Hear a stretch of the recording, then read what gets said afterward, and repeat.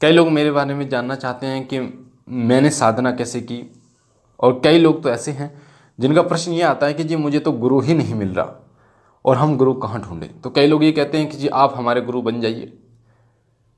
तो उस प्रश्न का जो जवाब है मैं इसी प्रकार देता हूँ कि मुझे पता है मुझे गुरु ढूंढने में कितना कष्ट सहना पड़ा, कितना समय मुझे लगा, और सही गुरु का चुनाव ऐसे नहीं किया जा सकता। यहाँ तक के लिए मैं अपने लिए बोल रहा हूँ, यूट्यूब पे जितने लोग भी आपको ऐसा लगता है कि गुरु बनाने योग्य हैं, या बाहर आप जाते हो किसी चौकी पे जाते हो, आपको ऐसा लगता है कि मैं इनको गुरु बना लूँ, तो उन्हें पहले जांचिए, उन्हें आप परखिए। गुरु धारणा ऐसे नहीं किया जाता, और ना ही गुरु शिष्य को अपना गुरुमुख करता है। गुरु और शिष्य का जो संबंध है वो बहुत अटूट होता है। गुरु और शिष्य का वो संबंध होता है कि अगर शिष्य गुरु भक्ति में लग जाए, किसी देवता की सेवा भी ना करे, तो मोक्ष को प्राप्त करता है। इसी का एक बहुत बड़ा उदाहरण गुरु गोरखनाथ जी महाराज थे, जो कि अपने गुरु के प्रति पूर्ण रूप से समर्पित थे। भगवान शिव के अंश अवतार कहा कहे जाते हैं गुरु गोरखनाथ जी महाराज। आज गुरु से बड़ा उनका नाम है। ऐसे ही देवता से बड़ा उनका नाम होता है जो देवता के प्रति पूर्ण रूप से समर्पित हो जाते हैं। तो अगर मैं अपने बारे में थोड़ा सा आपको बताऊं तो मैं अभी नौकरी ही कर रहा हूं, और मेरे परिवार कोई बड़ा परिवार नहीं, छोटा सा परिवार है, शादी हो चुकी है। बात रही भक्ति की, तो भक्ति लाइन में, भक्ताई लाइन में, साधना मार्ग में मैं जब आया, जब मैं लगभग 6 साल का था, तो 6 साल की में मेरी तबीयत खराब हुई थी। और जब तबीयत खराब हुई थी तो इतनी तबीयत खराब हो गई थी कि मुझे ऐसा लगता था कि सब कुछ सपना सा लगता था। मान लीजिए छत पे मैं खड़ा हूँ और छत से कूद जाऊँगा तो मुझे ऐसा लगता था कुछ नहीं होगा, हाथ में छुरी है मैं मार लूँगा पेट में तो कुछ नहीं होगा, ऐसा लगता था, सब कुछ सपना सा लगता था। तो फिर मुझे मेरे जो माता पिता थे वो मेरे मामा के घर लेके गए। मामा के घर वहाँ पर इलाज हुआ, खूब इलाज हुआ, पर कोई भी फ़र्क नहीं पड़ा। खूब दवाइयाँ चली, महंगी महंगी दवाइयाँ चली, जितना हमारा बहुत नहीं था, यानी इतने हमारे पास पैसे नहीं थे, पर फिर भी इतनी महंगी दवाइयाँ चली थी। उस समय मैं मात्र 6-7 साल का था। उसके बाद हमारे मामा जी जो हैं उनके ही मतलब पड़ोस में एक भगतनी रहती हैं, बाबा मोहनराम की। बाबा मोहनराम का जो स्थान है, जो सिद्धपीठ दरबार है, वो है भिवाड़ी राजस्थान में। अगर आप गूगल पे डालोगे बाबा मोहनराम मंदिर तो आपको लोकेशन सब कुछ दिखा देगा। बहुत सिद्धपीठ दरबार है। वहाँ पर बाबा की ज्योत की महिमा जो है वो अनंत है, अखंड ज्योत जलती है। बाबा मोहनराम का इतिहास भी मैंने डाल रखा है, उनकी साधना भी डाल रखी है, और जो मंत्र मुझे प्राप्त हुआ गुरु मंत्र के द्वारा वो भी मैंने आपको यहाँ पे डाल रखा है यूट्यूब पे, जो शिव कृपा परिवार चैनल है उस पर मैंने डाल रखा है। तो वहाँ पर मुझे जब लेके गए थे तो एक रथ जगह हो रहा था, जागरण हो रहा था, तो वहाँ पर मेरी मम्मी गई हुई थी। तो मम्मी जब गई हुई थी तो बाबा मोहनराम की सबसे एक निराली बात ये होती है कि पुकार आती है, यानी कि जब भगत पर बाबा मोहनराम की सवारी आती है तो वो खुद बुलाते हैं, पुकार होती है वो, यानी कि संगत बैठी होती है, भगत बैठे होते हैं, भक्त बैठे होते हैं बाबा के, और बाबा नाम लेकर बुलाते हैं। या फिर ये बुलाते हैं कि फरीदाबाद से कोई आया है, या दिल्ली से कोई आया है, या सोनीपत से कोई आया है, या पानीपत से कोई आया है, इस प्रकार से नाम लेके बुलाते हैं। तो उस समय फिर वो व्यक्ति वहाँ पे जाता है तो फिर बाबा खुद ही उसकी पूछा देते हैं, उसके बारे में सब कुछ बताते हैं। तो मैं जब मेरी मम्मी यहाँ पे गई हुई थी तो उस समय मम्मी की पुकार आई तो मेरे बारे में बताया बाबा ने कि परेशान है, इतने दिन से परेशान है, लड़की के लिए परेशान है। तो फिर बाबा ने बोला था कि अपने मतलब घर में मेरे नाम की 2 लौंग का भोग लगा देना और मेरे दरबार में 7 चौकी भर देना तो ये ठीक हो जाएगा। 2 लौंग का भोग होता है अंग्यारी पे, जो अंग्यारी होती है उस पर 2 लौंग मतलब मेरे हाथ से डलवाना, और चौकी का मतलब होता है कि बाबा के दरबार में हाजिरी देना 7 बार। बाबा मोहनराम की हर महीने 2 जाती है, जैसे पूर्णिमा और अमावस्या को सभी लोग जानते हैं। पूर्णिमा के अगले दिन, जैसे आज पूर्णिमा है तो अगले दिन परवाह होती है, उससे अगले दिन दोज होती है बाबा मोहनराम की, जहाँ गांव मिलकपुर काली खोड़ी में बहुत बड़ा मेला लगता है।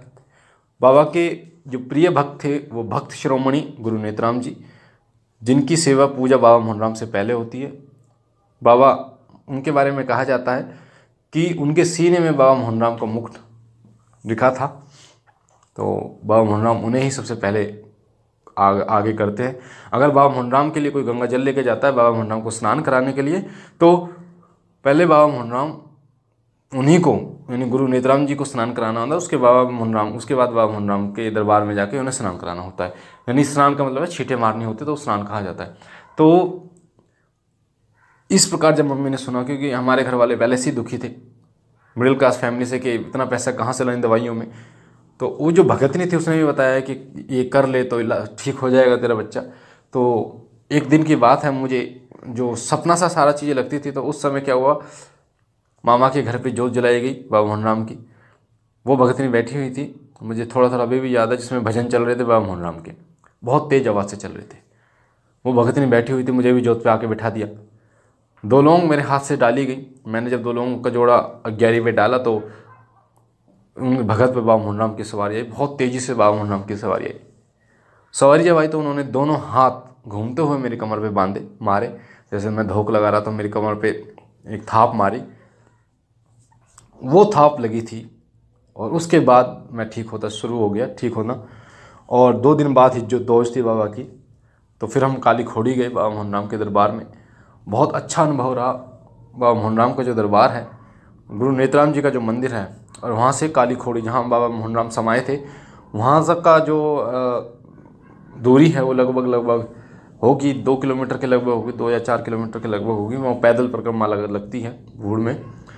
तो इसी प्रकार 7 चौकी हम लोगों ने भरी थी। तो धीरे धीरे मैं ठीक होता चला गया। तो ये थी बाबा मोहनराम की महिमा। उसके बाद कहते हैं कि अगर किसी को पत्थर में भी भगवान दिखे तो वो उन्हीं को पूजना शुरू कर देता है। जिसमें फ़ायदा मिले तो वो उसी को मानने लगता है। तो फिर हमने घर आए अपने मामा के उधर से, फिर घर पे बाबा मोहनराम की ही जोत खड़ी करनी शुरू की।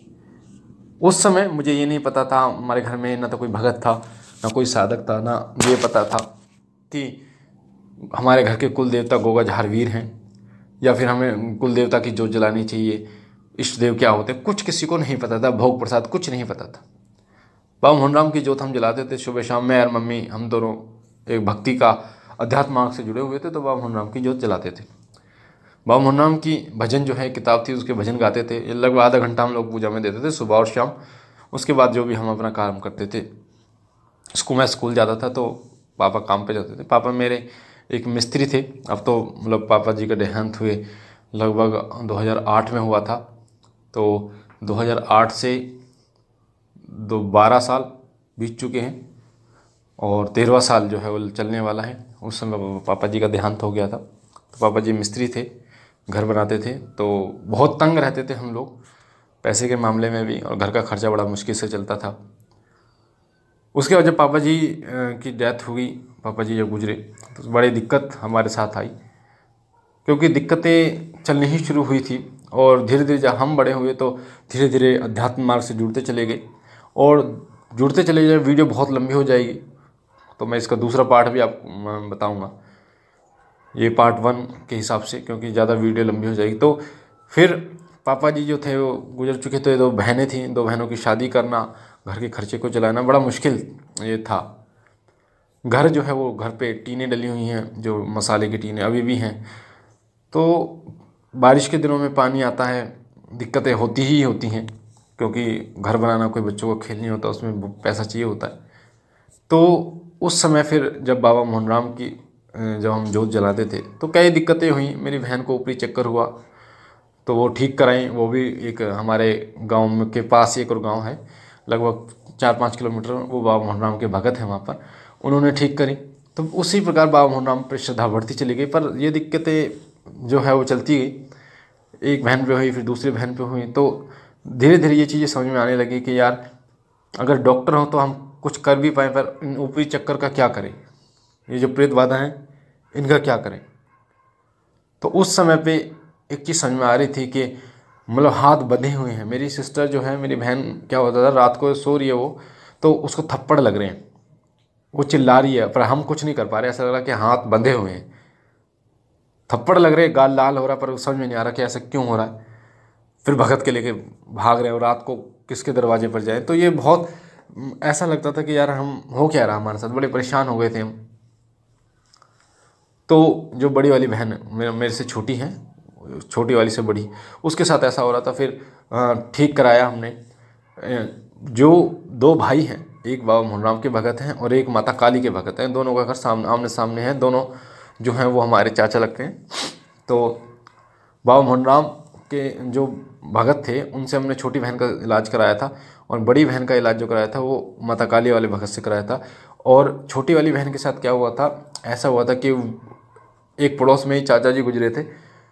तो जो छोटी वाली बहन है, मतलब चाचा जी गुजरे 2 दिन पहले, होली से 2 दिन पहले चाचा जी गुजरे। तो होली पे क्या होता है, जो जिसकी जो मतलब विधवा औरत हुई है उसके ऊपर रंग डाला जाता है और प्रसाद वगैरह जो भी बांटा जाता है। तो मेरी सिस्टर जो है, मेरी छोटी बहन जो वहाँ चली गई थी, जिस वजह से हुआ क्या कि वो जो चाचा थे वो उन पर हावी हो गए, क्योंकि उनकी जो मृत्यु थी वो एक्सीडेंट में हुई थी। और जब मैं आया था, मतलब ड्यूटी से मैं आया था, तो ड्यूटी से जब मैं आया तो मैंने देखा कि मेरी जो बहन है छोटी वाली बहुत डरी हुई है, और उसे वो चाचा दिखाई दे रहे, वो साफ बोल रही थी कि ये खड़े मैं डरा रहे हैं मुझे। तो मेरे को एक चीज़ उस समय थी कि यार कहीं ना कहीं जब ऐसी दिक्कत है तो ये ऊपरी है। उस समय पर मेरे को इतना ज्ञान था कि डॉक्टर की दिक्कत नहीं है। तो क्या था, तो मैं उस समय पे भगत जो बाबा मोहनराम के भगत थे वहाँ पर लेके गया अपनी बहन को। और वहाँ पर क्या हुआ, वो जब लेके गया तो वो जो चाचा थे वो उनके शरीर में आए, पूछा क्यों आए, कैसे आए। उसके बाद उन बाबा मोहनराम के भगत ने विभूति दी, इलाज किया। उसके बाद लगभग 8 से 10 साल हो गए, कोई दिक्कत है नहीं मेरी बहन को, और कुछ भी नहीं किया, ना कोई गंडा ना ताबीज़, कुछ नहीं किया था। मात्र और मात्र बाबा की विभूति दी थी, गंगा जल दिया था, उसी से ये चमत्कार था कि आज तक मेरी जो बहन है वो ठीक है। उसके बाद दूसरी बहन के साथ ये दिक्कत, मैंने आपको बताया कि पता नहीं कहाँ से उसको ऊपरी लग गई। रात को जब वो सोती थी तो उसको थप्पड़ लगते थे। तो वो जो माता काली के भक्त थे उनको उनके पास लेके उन्होंने जब लगभग रात के 10 बजे वो शक्ति को बुलाया था जो भी मेरे बहन के ऊपर थी, तो वो शक्ति आई।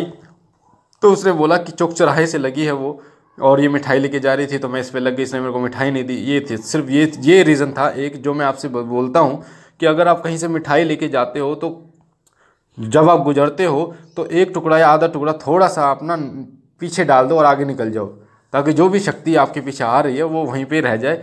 ये चीज़ें सच्चाई, देखिए जो भी चीज़ें मैं बताता हूँ जो लोगों पर बीतती हैं, जो बीती हुई चीज़ें हैं वो मैं आपको बता रहा हूँ। क्योंकि कोई भी व्यक्ति जो है वो ऐसे ही साधक नहीं बनता, कोई भी व्यक्ति जो है वो ऐसे ही भगत नहीं बनता।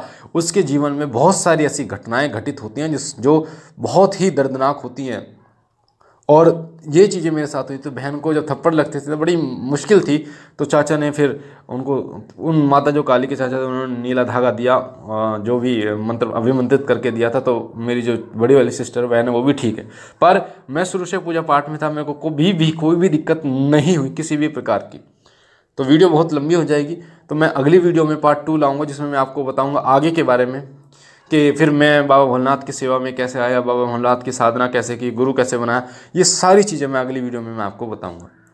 बाकी हम मिलते हैं अगली वीडियो में, तब तक के लिए बाबा भोलेनाथ आपको खुश रखें।